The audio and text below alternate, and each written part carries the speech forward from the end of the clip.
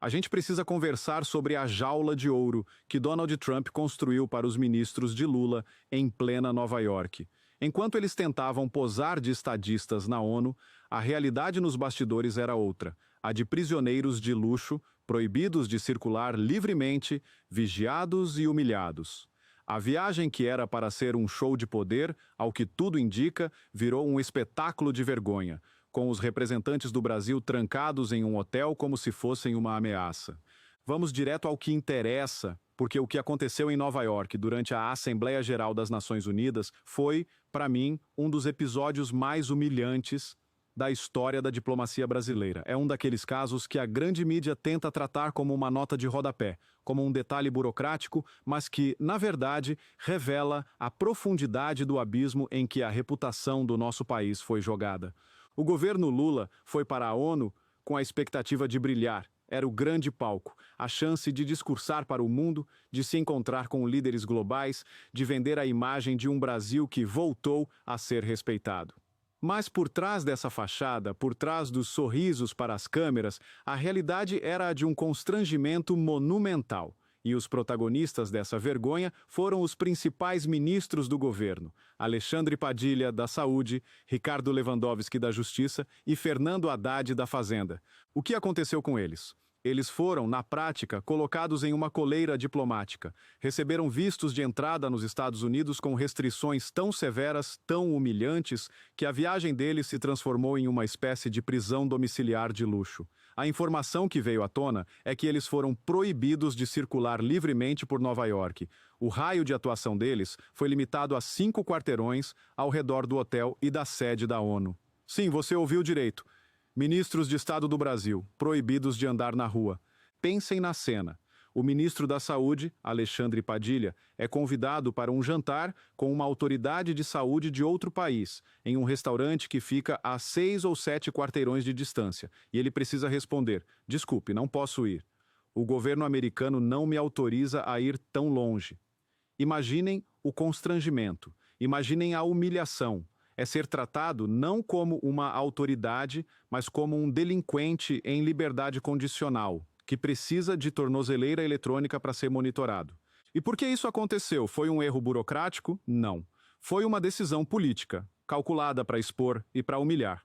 E a justificativa para a punição de cada um deles é muito clara. No caso do ministro Padilha, a restrição está diretamente ligada ao seu envolvimento com o programa Mais Médicos. Para nós, aqui, a propaganda petista vendeu o programa como um ato de humanidade. Mas para o governo americano e para qualquer pessoa que preze pelos direitos humanos, o que aquilo foi, na verdade, foi um esquema para financiar a ditadura cubana com base em trabalho análogo à escravidão. Os médicos cubanos vinham para cá, tinham a maior parte de seus salários confiscada pelo regime e não podiam trazer suas famílias. Era um esquema de exploração. E o Padilha foi um dos arquitetos disso. A restrição no visto dele é o governo americano dizendo: nós não esquecemos. Nós sabemos o que você fez, mas a humilhação não parou no Padilha. Ela se estendeu a Ricardo Lewandowski, o ministro da Justiça, ex-ministro do Supremo. E por quê? Porque ele, para o mundo, representa a personificação de um judiciário que, na visão dos americanos, se tornou uma ferramenta de perseguição política. Ele representa a injustiça. E a restrição ao visto dele é o recado de que o que eles fazem aqui dentro do Brasil, sim, tem consequências lá fora. E até mesmo o Fernando Haddad, o ministro da Fazenda, o homem que deveria ser a face técnica e moderada do governo, também entrou na lista. A mensagem, com isso, se torna ainda mais poderosa. Não se trata de punir um ou outro ministro por seus atos passados, trata-se de uma desconfiança, de uma rejeição ao governo Lula como um todo. O tipo de visto que eles receberam, com essas restrições, é conhecido nos corredores da diplomacia como o visto da vergonha. É o mesmo tipo de tratamento que os Estados Unidos, historicamente, reservam para ditadores, para representantes de regimes párias como o Irã, a Coreia do Norte, a Venezuela de Maduro. É o visto que foi dado a figuras como Fidel Castro. E agora, os ministros do governo Lula entram para esse clube seleto. Eles foram oficialmente colocados na mesma prateleira das piores ditaduras do planeta. Essa, para mim, é a consequência direta e inevitável da política externa do PT. Uma política externa que escolheu virar as costas para as grandes democracias ocidentais e abraçar os tiranos do mundo. Quando o presidente do Brasil recebe um ditador como o Maduro com honras de chefe de Estado, quando ele minimiza os crimes de regimes como o de Cuba ou da Nicarágua, ele está fazendo uma escolha. E a escolha é a de se juntar ao clube deles. E se você se junta ao clube deles, você passa a ser tratado como eles. Simples assim. O que me deixa mais indignado é a tentativa do governo e da mídia cúmplice de tratar tudo isso como normal, de jogar a poeira para debaixo do tapete. Eles tentam fingir que nada aconteceu. Mas a verdade é que o Brasil passou por uma vergonha monumental.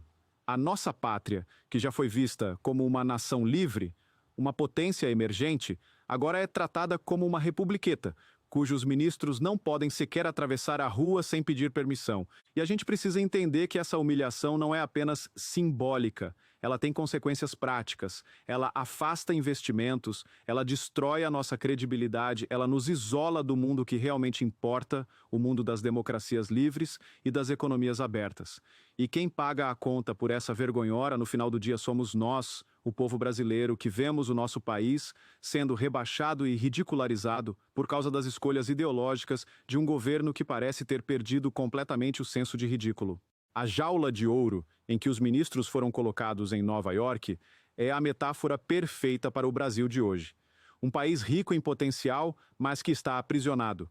Aprisionado por uma ideologia retrógrada, por uma corrupção que parece não ter fim e por uma elite política que não se envergonha de nos fazer passar vergonha. A viagem de Lula à ONU, que deveria ser um momento de reafirmação do Brasil no cenário global, se transformou na prova cabal do nosso rebaixamento. E a gente não pode, de forma alguma, aceitar isso calado. Essa história toda é um retrato triste, mas muito real, do prestígio do nosso país no mundo de hoje. E agora eu quero saber a sua opinião. Você também sentiu vergonha ao ver os ministros do Brasil sendo tratados dessa forma? Você acredita que essa é a consequência direta das alianças do governo Lula com ditaduras? Deixe seu comentário aqui embaixo. Vamos conversar sobre o futuro da nossa diplomacia. Se essa análise te ajudou a entender o que está por trás das notícias, deixe o seu like e compartilha este vídeo. O Brasil inteiro precisa saber da humilhação que tentaram esconder de nós. E se você ainda não faz parte do orgulho soberano, agora é a hora.